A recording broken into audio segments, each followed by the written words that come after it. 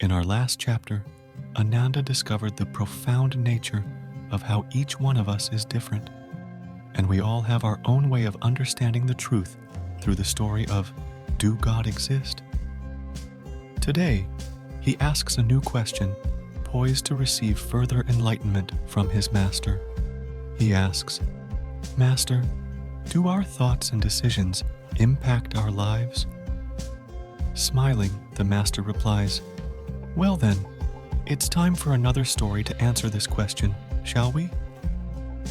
Ananda bows in front of his master with eagerness to listen to the story. Come, let's join Ananda, and together we listen to Master's story. But before we hear the story, I want to remind you to support our channel. It means a lot to us. If you're new here, or haven't yet subscribed, hit that subscribe button and join our community. So let's begin hearing the story.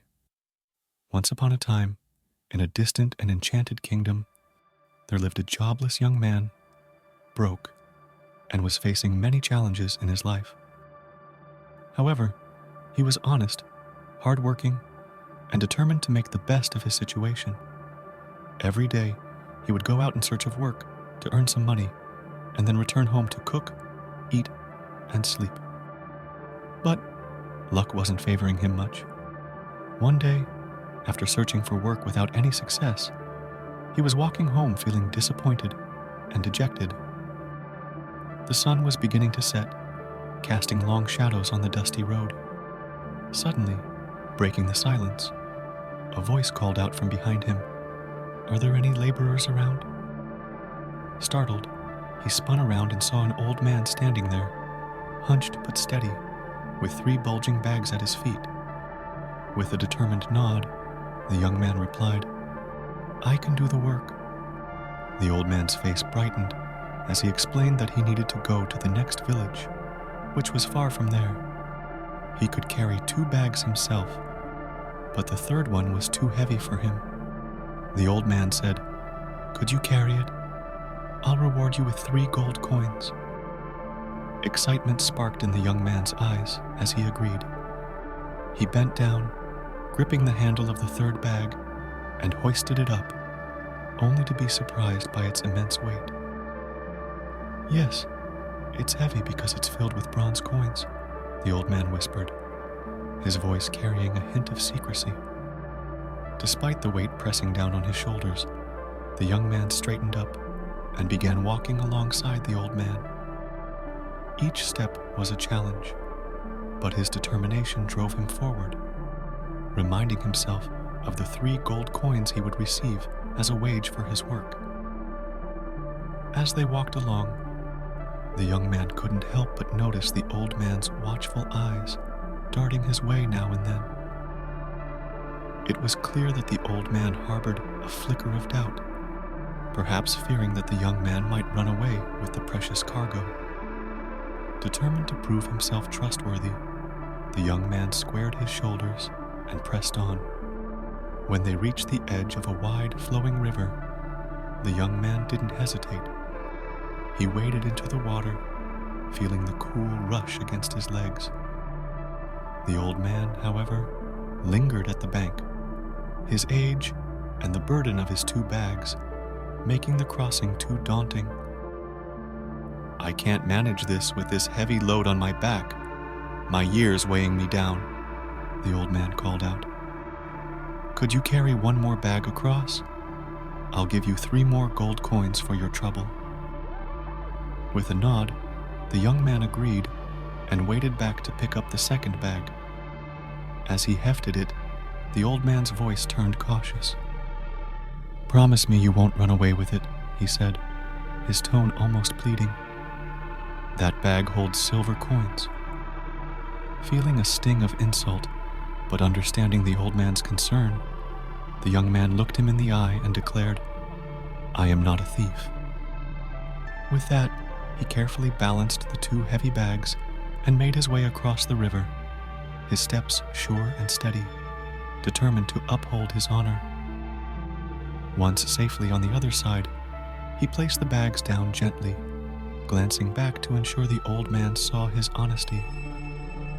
This unexpected test had only strengthened his resolve to complete the journey with integrity. As they continued their journey, they reached a hill, and the young man started to climb it. The old man, however, stopped at the foot of the hill, but the old man halted at the base, shaking his head. "I'm too old to climb with this burden," he said, his voice tinged with regret. "I can carry it for you," the young man offered, ready to help. Yet, the old man hesitated, his eyes narrowing with suspicion. "There are gold coins in this bag," he warned, clutching it tightly. Frustration flickered in the young man's eyes, but he took a deep breath and replied firmly with a raised voice, "I am honest, and I won't betray your trust. I am not that kind of person. I value honesty. I am working as a laborer because I need money for survival. Before, I used to be a bookkeeper for a moneylender who was forcing me to cheat people by making false accounts. But I refused and quit my job. So trust me." The old man, after listening to the young man, he said, "All right, come, pick up this bag," he said. "I'll follow at my own pace. You go ahead and wait for me on the other side." Agreed, the young man shouldered the burden of the gold too. Determination burned brighter and pressed on forward, leaving the old man behind. Upon reaching the other side of the hill, he decided to sit down under a tree to take some rest and wait for the old man to reach him. After all, the combined weight of these 3 bags was immense. While waiting, suddenly his thoughts began to churn in his mind like a tempest. "If I just take these bags and run," he mused, "that old man wouldn't stand a chance. I'd be rich beyond measure. I will have a good house, a beautiful wife, and a life of luxury." His imagination danced with visions of luxury and comfort. He also justified his thoughts. What would that old man do with all this wealth anyway? He's too old to enjoy it. The allure of wealth and power tugged at his conscience, and before he knew it, he was running, breathless, each step propelling him closer to his imagined fortune.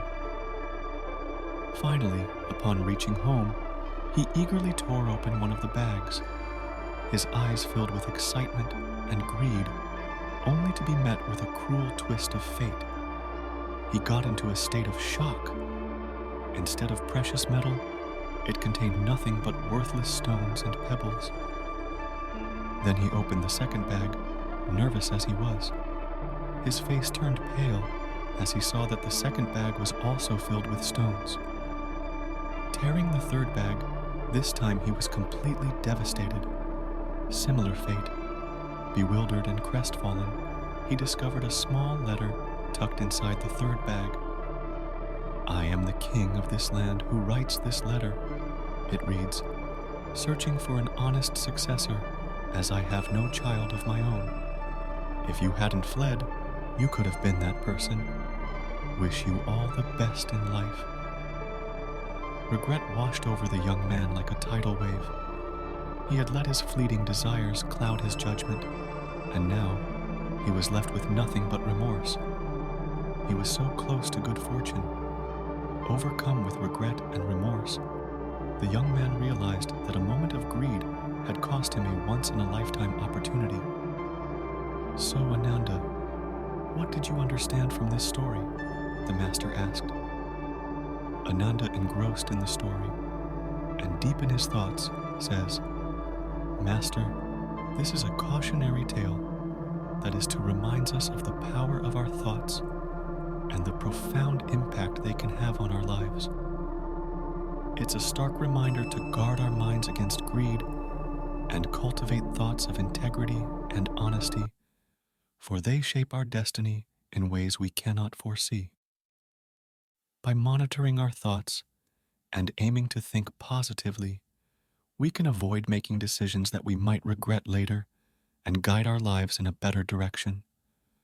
"Correct," the master replies, as he gets up for his usual stroll in his lush green courtyard and leaves Ananda with his thoughts. As the story ends here, I hope you liked this video and found value in this story.